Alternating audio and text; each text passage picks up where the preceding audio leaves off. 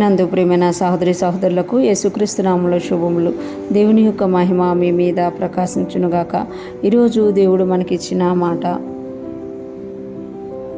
సమూయేలు గ్రంథం రెండవ సమూయేలు గ్రంథం 17వ అధ్యాయము 8వ వచనం.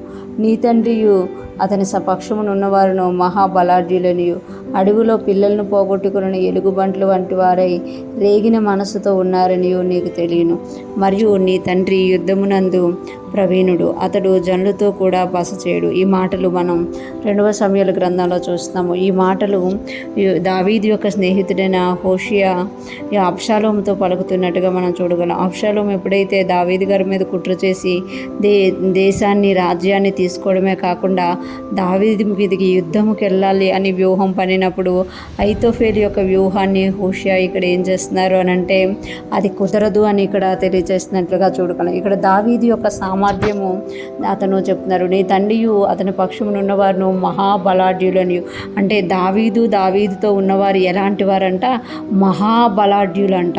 అడవిలో పిల్లలు పోగొట్టుకున్న ఎలుగుబంటి వంటి వారై రేగిన మనసుతో ఉన్నారని. అడవిలో ఎలుగుబంటి తన పిల్లలను పోగొట్టుకుంటూ ఎట్లా అయితే రేగిన మనసుతో ఉంటుందో, ఎట్లా అయితే ఇటు అటు తిరుగుతూ ఆ పిల్లల్ని వెతుకుతూ ఆ పిల్లలు ఎక్కడ దొరుకుతారని ఎదురు చూస్తుంటుందో అలాగ నీ తండ్రితో ఉన్నవారు ఉన్నారు అని ఇక్కడ హోషేయ చెప్తున్నారన్నమాట. అంతేకాకుండా మరియు నీ తండ్రి యుద్ధమునందు ప్రవీణుడు. దావీదు మహాబలాఢ్యుడే కాకుండా యుద్ధమునందు ప్రవీణుడుగా మనం ఇక్కడ చూస్తున్నామట. ఎటువంటి యుద్ధమైనా దేవుని యొక్క సహాయంతో జయించినట్టుగా దావీదు జీవితంలో మనము చూడగమట. అతడు జనులతో కూడా బస చేయడు.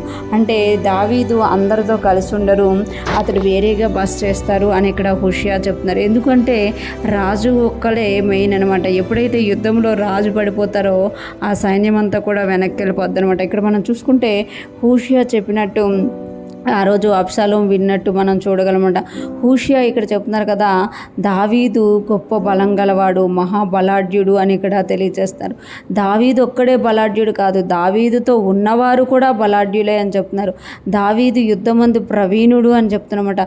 ఈరోజు ఫ్రెష్మన్న వింటున్న ప్రతి ఒక్కరూ జ్ఞాపకం చేసుకోవాలి.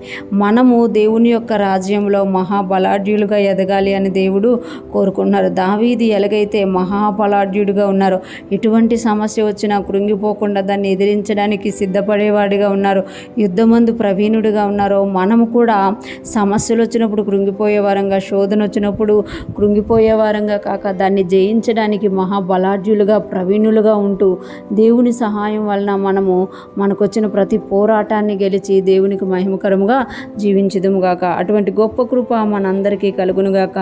మనము దేవునిలో బలాఢ్యులుగాను ప్రవీణులుగాను ఉంటూ అనేక మందిని విజయవంతంగా నడిపించే వారముగా ఉందుముగాక.